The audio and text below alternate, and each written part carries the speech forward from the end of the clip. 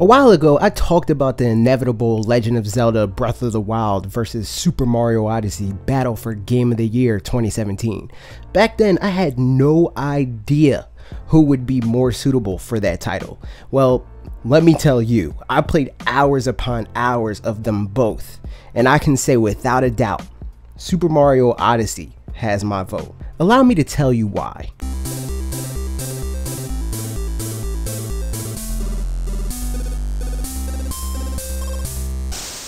Before I really start to dig into this, I need to say both of these games are beyond phenomenal. Either one of these games in any other year in gaming history would have been clear winners for Game of the Year. It just so happens this year in particular was full of heavy hitters, let alone them being pitted against each other in the same year on the same platform. It's inevitable that content creators like myself are going to want to explore the topic of who comes out on top. With that being said, that should really clue you in on what kind of game Mario Odyssey is. They're both diamonds. Mario just so happens to be a slightly higher grade. The people that have yet to dive deeply into these games may be quick to dismiss the comparison from the door. Mario's a platformer, Zelda's an open world action game, apples to oranges, which is an understandable viewpoint, but upon further inspection, these games have a lot more in common than you may initially think. And those things, I would say, are key to what makes these games heads and shoulders above everyone else, and what, in the end, gave Mario the edge. Both of these games are the result of their respective dev teams wanting to have a return to form for the franchises, with helpings of modernization and innovation where necessary. The structure of these games are handled pretty differently. Breath of the Wild is an open world game where you're tasked with figuring out what your purpose is. You have a vague idea of what your goal is, saving Hyrule from the tyrannical rule of Calamity Ganon. You have no idea why the situation is what it is, and you have no idea how to get to your end goal.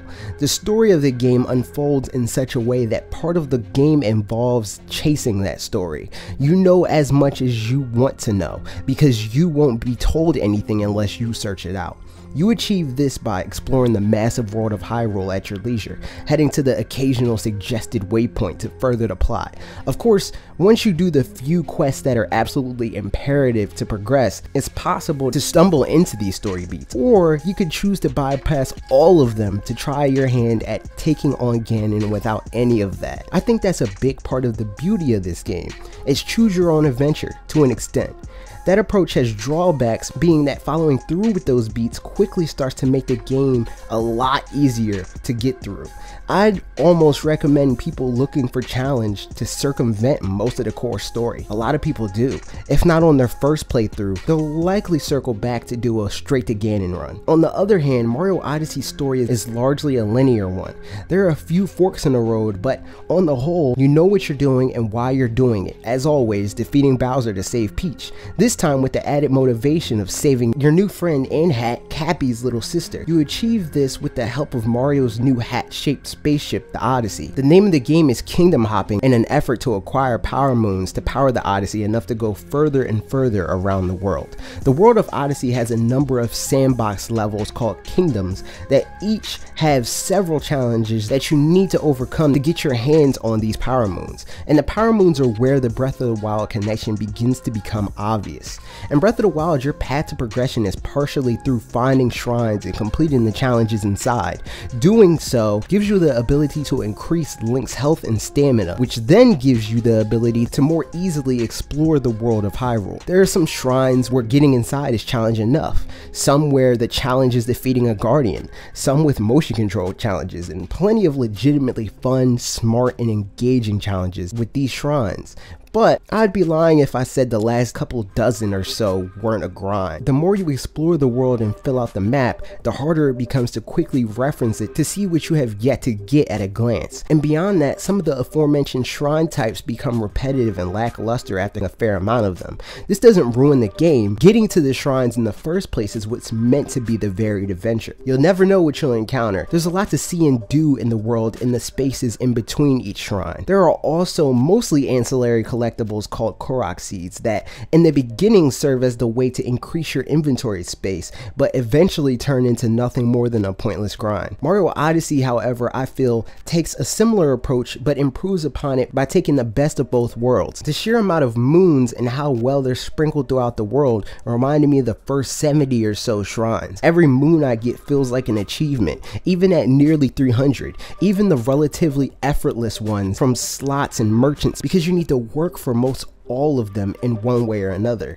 There are a few freebies, but even those felt like positive reinforcement to push forward rather than boring gimmies. Also, they usually utilize HD Rumble, which is cool. Zelda didn't really utilize any Switch specific features, and that's not necessarily the game's fault, it's more a byproduct of it also being on Wii U, but it's worth mentioning, when you play Mario Odyssey the way that Nintendo recommends with split Joy-Con, that HD Rumble can really add to your experience. I know people have this, in my opinion, irrational disdain for motion in modern games, but in my time with the game, I've had a much more streamlined experience utilizing the motion controls than I did when confined to button controls. Playing that way, for me, felt a lot more comfortable and gives the easiest access to all of Mario's abilities, which really sheds light on what even further separates these two experiences. Mario has a really tight and deliberate moveset. Link, on the other hand, has a purposely looser set of abilities. There's a lot less guesswork with Mario. Breath of the Wild encourages trial and error. Mario Odyssey encourages skill. And that's not to say you can't be skilled in Breath of the Wild, but in Odyssey, there are some pretty impressive feats that aren't beholden to a physics engine. The devs know players will find a way to the highest heights to the point of rewarding you for it. The developers of Breath of the Wild wanted you to break the game for sure, but getting there isn't as intuitive, and as such, never really feels completely like it happened without, at the very least, a bit of luck on your side. In Odyssey, it's all athleticism, and I love that. That's before considering the capture abilities afforded to Mario. This improves an aspect of combat and/or maneuverability. It fundamentally changes Mario. There's traversal designed around them, there's moons, there's purple coins, there's even bosses with the mechanics designed specifically for them. The captures serve as a nod to longtime fans, quick goofs, even wish fulfillment at times. All of that culminates in Cappy being yet another thing that pushes Mario Odyssey closer to that crown of Game of the Year than Zelda. Which brings me to the least important thing on an objective level, but really important for the audiences of both of these games, the Easter eggs. Both of these games handle these things wonderfully, but I think Mario Odyssey handles Easter eggs better than any game before it, full stop. There's so much of this game that is a direct callback to the most iconic moments in the franchise, and being that the game itself is one pretty big tip of the hat to Mario 64, I think it's safe to say it does a better job in this area than the honestly more obscure and frail attempts at fan service. Both games, I'd say, are pretty equal in the attention to detail type Easter eggs with how Mario and Link react to their surroundings, so there's that, but that's about the only area I would say they're equal in as far as Easter eggs go. Even a lot of the outfits you get in Mario Odyssey are Easter eggs, and you can wear whatever you want. They're all viable due to the fact that they're strictly cosmetic. Breath of the Wild has a few viable options, but there definitely are a few wrong answers when it comes to which outfit you should wear, even when everything is maxed out. Zelda does give access to some classic outfits, but to my knowledge, most of them are exclusive to Amiibo. All outfits in Odyssey are attainable in game. Mario Odyssey has entire kingdoms dedicated to taking what we know and spinning it on its head. Zelda's Easter eggs are minuscule in comparison, and that's saying something. All in all, I think Breath of the Wild did a great job at achieving its goals. Mario was just in a position where the devs used mostly charted territory and improved upon it. Breath of the Wild was uncharted territory. It's fine for it to be uncharted territory, and like I said, none of this is to take away from Breath of the Wild. If I didn't think assigning numbers to video games was stupid, they both be 10s in my book. Mario would just be like a 10.2. Can't wait for Odyssey 2 or Odyssey DLC or whatever they decide to do, and a Majora's Mask like reimagining of the Breath of the Wild assets. Then we could debate about this all over again. But those are my thoughts. What do you think? Who's the winner between these two in your opinion? Or do you think another game altogether will snag the crown for Game of the Year? Let me know what and why in the comments. If you like this video, make sure to let me know by subscribing and clicking like, and also ring the bell. If you loved the video, spread the word, share it with someone you know that has a thing or two to say about 2017's Game of the Year. New videos every Tuesday, every Thursday at 4 p.m. Eastern Time. Okay, that's it for me. See you next week.